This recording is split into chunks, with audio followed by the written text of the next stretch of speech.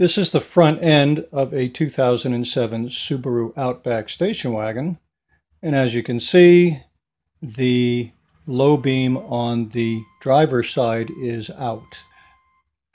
We're going to go ahead and replace both of the headlights today, so we'll have a matched set, and we'll keep the good bulb on the passenger side as a spare. The good thing is this is a very easy procedure, but it would be nice to have a quick walkthrough just to show you all the possible pitfalls before you begin. Start by popping the hood, and if you don't happen to know that, the hood is right here on the driver's side underneath the console. Here's your fuse box, those are your pedals, and you just pop it like that, and that will release the latch. Then we just feel underneath the hood for the secondary latch. Next we take this little retainer rod and pop it into place to hold up our hood. Now the driver's side low beam here is very easily accessible. Right in front of the battery and right next to the windshield washer fluid filler tube, that white cap right there, that's covering the low beam. Now you could do it the hard way and try to remove the entire battery, but there's a much easier way. The windshield wiper filler tube, which is blocking your path, is held on by this just one clip right there. Now this kind of clip, you can usually remove this with a simple flat blade screwdriver, but it's better to use one of these specialized tools. I like these a lot better. Get right underneath, right like that, and out it comes without any damage to anything. Some people call those Christmas tree clips. Now there's an alternate clip that you might encounter. There's a sort of a two-part clip with an inner and an outer part, and you have to sort of pop the inner part first, and then you can pull out the whole thing. My particular car doesn't have that type of clip. Okay, so now with the clip removed, we can take this filler tube, and we can just bend it underneath this hose right here to hold it in place and out of the way. Now with the filler tube out of the way, we have clear access to the low beam cover. Now this cover is actually keyed. Now it's right-hand rule, so you turn it counterclockwise, and out it comes, thus exposing the back of the light. The bulb is here. Now there, of course, is an electrical socket connecting it. You can just sort of wiggle that right off. Get a closer look there. This is the bulb here. Now it's held on by this funny clip mechanism. And what you do is you actually depress this and you move it out of the way like that. It's hinged, and so it'll just sort of swing right out of the way. And now you can just remove the bulb, which is also keyed. Just remember that there's a little key right there. You can remove it from the car now. Here's the original bulb, the burned out bulb. And here are the replacements. It's the very common H7 size bulb. And these bulbs are available at any auto parts house. Also, any big box store that sells car parts. You can get these at Walmart even for an even better price.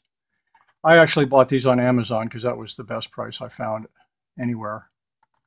It was about half the price of the my local AutoZone. Anyway, I got two of them here. This is the one that's just one step up from the base bulb. A little bit brighter. Now, you do not want to touch these bulbs with your naked fingers. There is oil on your skin, and if you get that oil on the bulb, that oil will undergo a chemical reaction when exposed to the intense light and heat of these bulbs. It'll produce strong acids that will etch the glass and cause the bulb to fail prematurely. I'm going to handle them with just a paper towel here so I don't touch the glass. Now this package has a nice convenient opening in the back that you sort of, it's pre-perforated so you can sort of peel it back. And I've gone ahead and I've removed the first bulb using the paper towel so I don't touch the glass with my skin. Now we have the replacement bulb back at our light socket. Now the bulb has got a key on it, right there, that little key, and that corresponds to a little slot right on the side furthest away from you. So we go ahead and slide this in and spin it until that key hits, and that's it right there. Now we take our little spring and we fold it back over. Take the end of it and hook it again right there. Good, now that's in place. The bulb is now secured in place. We take the electrical socket and reconnect it. And we now take that covering, that little cup that goes over it again. It says top. We turn it a few degrees counterclockwise to get the key to lock in. And now clockwise to lock it. And that's all there is to it. We've just replaced the low beam on the driver's side. Now that the low beam lamp is in place, we can now take our windshield wiper filler tube, bend it back into place, and put our little clip back in it again. Okay, all done on the driver's side. Now on the passenger side, we've got this air intake duct in the way, but it comes off very easily. Now this air intake is held on by just two clips here and here. Sometimes you can use a flathead screwdriver to kind of get it started up a little bit, to give you a little room to get your clip removal tool under there.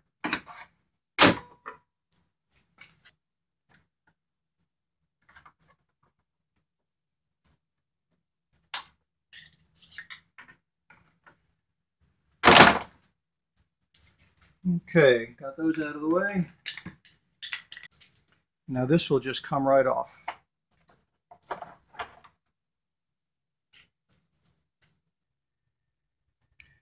Now with the air intake out of the way, we have exposed that cover on the passenger side. Again, right hand rule, we turn it counterclockwise. Off it comes, exposing the bulb and the electrical socket. And we can just work that electrical connector right off of there. And again, we're dealing with that same spring mechanism. We just depress that and move it to the side and then flip it back on the hinge. And again, we can remove the bulb. It's an old bulb, but it's a good bulb, and we're going to keep that one as a spare. And so we don't want to put our fingers on it because we may end up reusing this bulb. Now we have the new bulb. The key is sort of inner lower,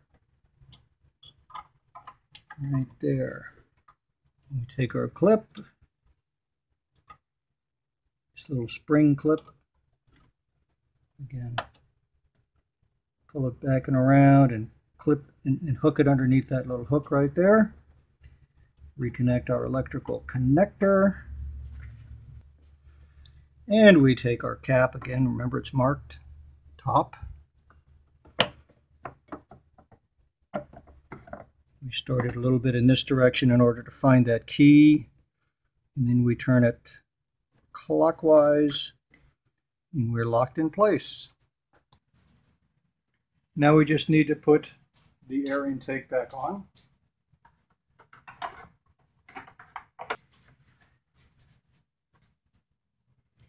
And then the two clips.